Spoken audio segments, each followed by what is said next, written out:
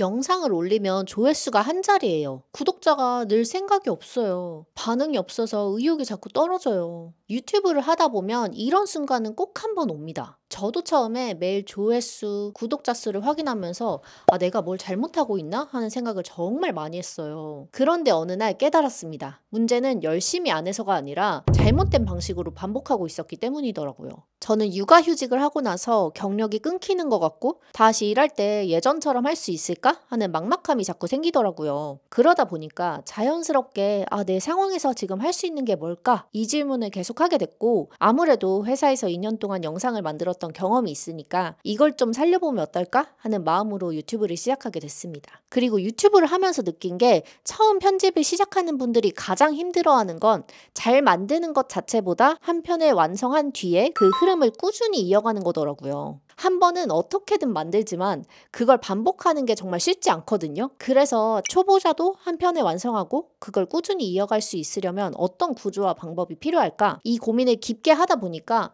초반에 꼭 피해야 되는 실수들이 생각보다 너무 많다는 걸 알게 됐습니다. 이 기본만 잡아도 꾸준함이 훨씬 쉬워지거든요. 그래서 오늘은 제가 직접 겪었던 시행착오까지 담아서 유튜브를 처음 시작할 때 반드시 피해야 되는 4가지 실수, 현실적인 기준으로 정확하게 알려드리려고 합니다. 먼저 첫 번째는 오프닝 길게 끌기입니다. 안녕하세요. 저는 지스튜디오라는 채널을 운영하는 김지수입니다. 오늘은 이 말이 끝나기도 전에 이미 시청자의 절반은 나가버립니다. 저도 처음에는 왜 그런지 몰랐어요. 실제로 제 영상의 시청자 유지 그래프를 보면 첫 30초 안에 반 정도가 이탈하거든요. 그 이유는 간단합니다. 썸네일과 제목을 보고 들어온 시청자는 이 영상이 나한테 도움이 되는가? 이것만 판단하거든요. 그리고 그 판단은 5초 안에 끝납니다. 그래서 인트로에서는 내 이야기가 아니라 시청자의 궁금증 해결을 먼저 제시해야 돼요. 예를 들어서 영상의 핵심 장면을 앞에 넣어서 끝까지 보면 뭐가 해결되는지를 먼저 보여주거나 제목이나 썸네일에서 약속한 내용을 초반에 바로 보여주면 시청자가 이건 내 시간을 투자할 가치가 있겠다 이렇게 느끼게 되는 거죠. 결국 시청자는 이 사람이 누군지보다 이 영상이 나에게 어떤 도움이 되는가를 먼저 판단합니다. 그래서 인트로는 자기소개가 아니라 시청자의 시간을 아껴주는 구간이어야 합니다.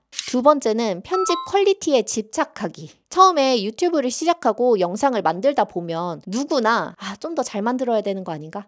퀄리티 있게 만들고 싶은데 라는 생각을 하거든요. 그래서 효과도 막 잔뜩 넣고 자막도 화려하게 써보고 BGM도 막 열심히 찾아서 넣지만 오히려 그게 시청자의 집중을 깨버릴 수 있습니다. 제가 직접 편집을 해오면서 느낀 건 편집은 효과를 많이 넣는다고 잘하는 게 아니라 시청자가 끝까지 집중하게 만드는 게 진짜 잘하는 것이다 라는 점이거든요. 그래서 효과음은 강조용, 자막은 전달용이다. 이 2가지만 지켜도 불필요한 요소가 사라져서 시청자가 내용을 훨씬 더 쉽게 따라갈 수 있습니다. 편집은 멋을 내기 위한 기술이 아니라 시청자의 집중을 도와주는 디자인이에요. 이걸 이해하면 잘해야 된다, 또 멋지게 만들어야 된다 이런 부담감에서 벗어나서 영상을 훨씬 편하게 만들 수 있습니다.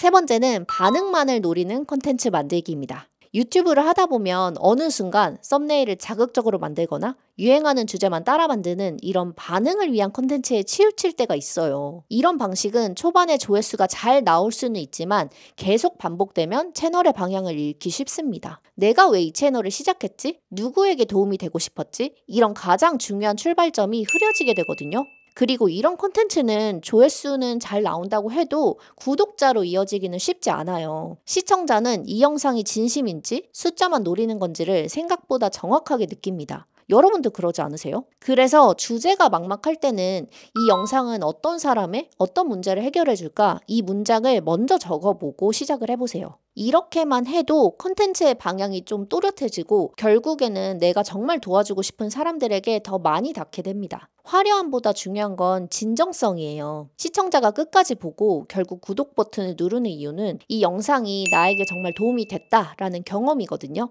이 점을 꼭 기억하시기 바랍니다. 네 번째는 루틴 없이 즉흥적으로 만들기입니다. 채널에 영상 한두 개 올리고 멈추신 분들 진짜 많으시죠? 그건 의지가 약해서가 아니라 꾸준함을 유지할 시스템이 없기 때문인데요. 매번 대본 새로 쓰고 장비 세팅하고 장소 바꾸고 이런 방식은 누구라도 지치게 됩니다. 유튜브를 오래 하려면 내 일상 속에서 자연스럽게 찍을 수 있는 구조를 만드는 게 훨씬 중요해요. 그래서 먼저 일상에서 반복되는 행동을 컨텐츠 주제로 만들어 보세요. 컨텐츠는 억지로 만드는 게 아니라 내 루틴에서 자연스럽게 끌어오는 게 가장 지속하기 쉽거든요. 예를 들어서 퇴근 후에 내가 매일 요리를 한다 라고 하면 뭐 요리 브이로그, 하루 한 끼 기록, 주말마다 그림을 그린다. 그럼 그림 그리는 취미 브이로그. 이런 것처럼 일상과 이어지는 주제일수록 자연스럽게 찍을 수 있고 꾸준히 하기 훨씬 쉽습니다. 그리고 두 번째는 촬영 장소를 고정해 두기인데요. 매번 오늘은 어디서 찍지? 고민하는 것도 굉장히 큰 피로거든요. 가능하다면 집 안에서 촬영 존을 하나 만들어 보세요. 저도 이렇게 맨날 찍는 요 장소가 남편이랑 일하는 작업방이거든요. 이런 방이 아니더라도 내 책상 앞이나 소파 한쪽, 창가 앞같이 바로 촬영 가능한 고정 구도를 만들어 두고 거기에 맞게 카메라나 삼각대를 항상 세팅해 두면 촬영할 때 들어가는 시작 에너지가 줄어들어서 촬영 빈도가 훨씬 늘어납니다. 그리고 마지막으로 촬영 난이도를 낮추는 장비를 갖추는 건데요. 촬영 자체가 어려우면 루틴이 절대 유지되지 않습니다. 저도 처음엔 장비 탓하지 말자라고 해서 아이폰으로만 찍기 시작했어요. 손에 있기도 하고 바로 켤 수도 있고 밖에서 찍을 때 눈치도 덜 보이잖아요. 초보자들에게는 정말 좋은 선택입니다. 그리고 아이폰으로 촬영을 하면서 조금이라도 퀄리티를 올리고 싶어서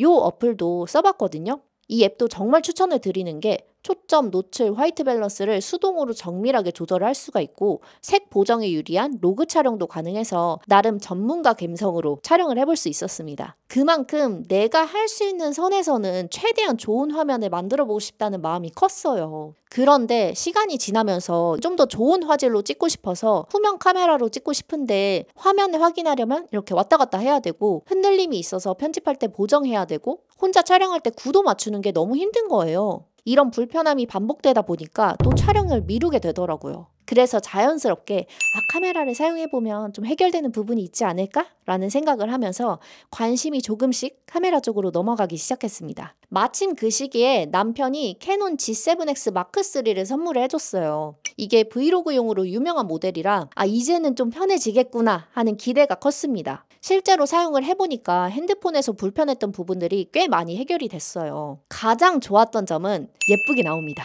픽처 스타일이 다양해서 장면이나 분위기에 맞게 색감을 고를 수 있고 확실히 핸드폰보다는 피부 표현이 자연스러워서 셀프 촬영할 때 만족도가 굉장히 높았습니다. 그리고 저는 아기 자는 시간이 이제 제 유일한 촬영 시간인데 180도 틸트 LCD 덕분에 화면이 앞으로 넘어오니까 구도 맞추는데 시간이 거의 안 들었습니다. 아기 깨기 전에 딱 20분 안에 찍어야 된다라고 할 때 이 기능이 정말 도움이 됐어요. 또 손떨림 보정도 좋아서 출근길, 퇴근길에 가방이나 텀블러를 들고 한 손으로만 찍을 때도 흔들림이 과하게 나오지 않더라고요. 그래서 브이로그 촬영할 때 훨씬 수월하게 찍을 수 있었습니다. 그런데 시간이 지날수록 이 카메라라는 장비 자체가 가진 번거로움도 확실히 느껴지기 시작했어요. 아무리 작은 카메라여도 매번 꺼내고 전원 켜고 세팅하고 삼각대까지 꺼내려면 혼자 촬영할 때는 여전히 시간이 꽤 걸렸고요. 이게 카메라만 들고 다니는 게 아니라 삼각대까지 챙겨야 되니까 외출할 때마다 가방이 괜히 무거워지고 오늘은 그냥 안 들고 나갈까? 하는 날이 자꾸 생겼습니다. 그리고 무엇보다 요즘 숏폼도 많이 찍잖아요. 카메라를 세로로 바꾸려면 삼각대 방향을 다시 조정하거나 카메라 자체를 돌려 끼워야 되니까 세로 촬영 전환이 너무 번거로웠어요. 이쯤 되니까 나는 촬영이 번거롭지 않게 바로 켤 수 있는 장비가 필요하구나. 손이 자주 가는 장비가 결국 꾸준함을 만든다는 걸 확실히 느꼈습니다. 그래서 그때부터 정말 카메라 서치를 많이 했어요. 제가 실제로 사용할 장비니까 혼자 촬영하는 사람에게 정말 필요한 게 뭘까? 요 기준으로 진짜 열심히 비교를 해봤습니다. 그러다 보니까 자연스럽게 많은 1인 크리에이터분들이 사용하는 대표적인 장비들이 눈에 들어왔고 그 중에서도 먼저 관심을 끈 게 바로 고프로였어요. 일단 작고 가벼운데 튼튼하기까지 하니까 가방이나 주머니에 넣고 막 꺼내 찍어도 신경 쓸 게 거의 없어요. 비, 흙, 물을 다 견디니까 아웃도어 촬영엔 진짜 넘사벽이라고 할 수 있습니다. 그리고 카메라가 복잡할수록 손이 잘 안 가잖아요. 고프로는 그냥 버튼 한 번만 누르면 바로 켜지고 녹화도 바로 되니까 초보자가 쓰기엔 부담이 없고 화각이 넓으니까 손만 뻗어도 주변 공간이 시원하게 다 담겨서 여행 브이로그 찍는 분들이 왜 고프로를 쓰는지 바로 이해가 되더라고요. 그래서 내가 활동적인 컨텐츠를 많이 찍는다. 야외 촬영이 대부분이다. 넓은 화각을 좋아한다면 정답 같은 카메라입니다. 근데 고프로를 찾아보면서 많은 사용자들이 공통적으로 말하는 단점이 있었어요. 바로 밤 실내 촬영에서는 화질이 급격하게 떨어진다는 점이었는데요. 제가 촬영하는 시간대가 대부분 아기가 자는 밤이나 새벽, 실내인 경우가 많다 보니까 이 부분은 진짜 중요한 요소였거든요. 고프로의 장점은 충분히 매력적이었지만 제가 만드는 콘텐츠와는 맞지 않겠다는 결론이 나왔고, 그럼 1인 촬영, 실내 촬영, 쉽게 촬영 가능한 최적화된 장비는 뭘까를 기준으로 다시 찾아보기 시작했습니다. 며칠 전에도 영상 댓글에 어떤 카메라를 쓰세요? 라는 질문이 달렸어요. 저한테 카메라를 물어보시는 분들이 정말 많았는데요. 제가 지금 주력으로 사용하는 카메라는 바로 오즈모 포켓 3입니다. 왜냐면 고민하고 있던 문제들을 거의 완벽하게 해결해줬기 때문이에요. 먼저 작은데 휴대성과 실전성이 미쳤습니다. 예전에는 밖에서 촬영할 때 카메라를 꺼내기가 너무 민망한 거예요. 그래서 찍긴 찍어야 되는데 카메라를 꺼내지도 못하고 막 2시간을 서성거리다가 하루 종일 걸려서 겨우 촬영한 날도 있었거든요. 근데 오즈모 포켓 3는 크기도 작아서 눈에 많이 띄지도 않고 세팅도 어렵지 않아서 바로 꺼내서 바로 찍을 수 있어요. 그러니까 촬영 자체에 쓰던 시간이 확 줄었고, 그만큼 아낀 시간을 편집하는 데 쓸 수 있게 되니까 업무 효율이 진짜 많이 올라갔습니다. 또 가방에 쏙 들어가요. 그래서 지나가다가 이 장면 진짜 괜찮다 싶으면 바로 꺼내서 켜고 찍으면 끝입니다. 게다가 보통 카메라보단 크기가 작으니까 밖에서 촬영할 때도 사람들이 거의 신경을 쓰지 않아서 부담 없이 찍을 수가 있어요. 그리고 이 카메라는 짐벌 일체형이라서 한 손으로 그냥 들고 찍어도 흔들림이 거의 없습니다. 오즈모 포켓 3 안에 들어있는 3축 기계식 짐벌이 촬영 중에 카메라 움직임을 물리적으로 잡아주는 구조라서 걸어가면서 찍어도 화면이 갑자기 출렁거리거나 손이 흔들리는 느낌이 잘 안 보이더라고요. 그래서 예전처럼 이 컷 흔들렸네 하고 다시 찍거나 편집할 때 흔들림 보정하는 일이 거의 없어서 스트레스가 많이 줄었습니다. 그리고 2인치 회전형 터치 스크린이 있어서 화면을 앞으로 돌리면 셀프 촬영하기가 너무 편해요. 카메라를 뒤집거나 다시 세팅할 필요가 없습니다. 그리고 진짜 좋은 게 가로 세로 촬영 전환이 되니까 가로 영상을 찍다가 세로 영상을 찍고 싶을 때는 삼각대 방향을 다시 바꿔야 되는 번거로움이 없어요. 그리고 센서라고 하죠. 이 빛을 받아들이는 부분이 기존 포켓 시리즈보다 훨씬 커서 방안처럼 어두운 곳에서도 화면이 뭉개지거나 노이즈가 끼지 않고 깔끔하게 찍힙니다. 저처럼 밤에 촬영을 하거나 집 촬영이 많은 분들에게는 이 화질 차이가 진짜 크게 느껴집니다. 실내에서도 피부가 자연스럽게 나오고 색감 맞추기도 진짜 쉬워요. 어려운 말로는 이런 걸 지원한다고 하는데, 쉽게 말하면 원본이 더 풍부하게 찍혀서 편집할 때 색을 내 마음대로 조절하기 쉬워지고, 피부가 하얗게 뜨거나 누렇게 뜨는 현상도 덜하고 내가 원하는 톤으로 맞추기도 훨씬 편합니다. 특히 브이로그뿐만 아니라 브랜드 영상이나 교육 영상 만들 때는 이 톤의 일정함이 정말 중요해요. 영상 톤이 들쭉날쭉하면 아무리 내용이 좋아도 퀄리티가 낮아 보이는데, 톤이 일정하게 맞춰지면 전체 영상이 훨씬 더 전문적이고 안정적인 느낌이 나거든요. 저한테도 이게 도움이 된 게 최근에 출판사랑 강의 플랫폼 2곳에서 협업 제안을 주셨어요. 저한테는 이게 진짜 꿈만 같은 일이거든요. 초반부터 제 채널을 보신 분들은 아시겠지만 처음부터 목표로 했던 게 저와 비슷한 상황에 계신 초보분들이 혼자서도 영상을 만들 수 있게 돕는 내용을 만드는 거였는데, 그 목표에 조금씩 가까워지고 있다는 느낌이 듭니다.